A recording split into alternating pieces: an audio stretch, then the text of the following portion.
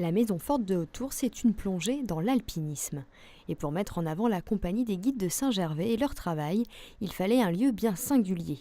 Une fois le bâtiment trouvé, le travail de restauration a pu débuter. Cette restauration, il y a eu des fouilles qui ont été menées et l'idée c'était de lui rendre son aspect architectural du haut Moyen-Âge, en fait là où c'était l'apogée architecturale de cette maison forte. Alors une maison forte, en fait, cette maison forte elle appartenait à la famille Dufresnay qui étaient des châtelains de la châtellenie du Montjoie et qui étaient donc rattachés à la maison de Savoie. Et cette maison forte aussi, elle se trouve à un lieu un petit peu particulier de Saint-Gervais puisqu'elle marquait l'entrée nord du bourg de Saint-Gervais.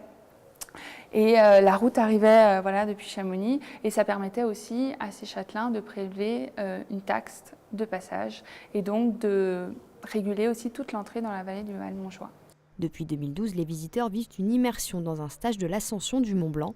Ils peuvent aussi découvrir ou redécouvrir la compagnie des guides de Saint-Gervais, créée en 1864. Chaque jour, vous avez des objets aussi, des photographies anciennes qui vous racontent cette histoire et qui évoquent différents pans de cette compagnie.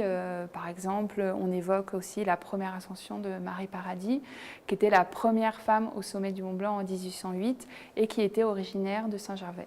Durant cette visite, il y a également les grandes histoires qui ont marqué, comme celle du Malabar Princess, cet avion reliant Bombay à Genève et qui s'est écrasé dans le massif du Mont Blanc, ne faisant aucun survivant. Petites et grandes histoires se mêlent donc dans ce musée et cela donne parfois des idées. Certains, effectivement, qui ont envie de se lancer.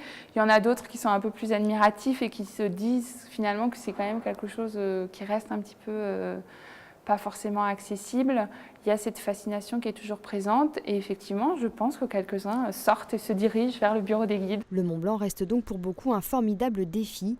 Selon l'École nationale de ski d'alpinisme, entre 17 000 et 20 000 personnes tentent l'ascension chaque année.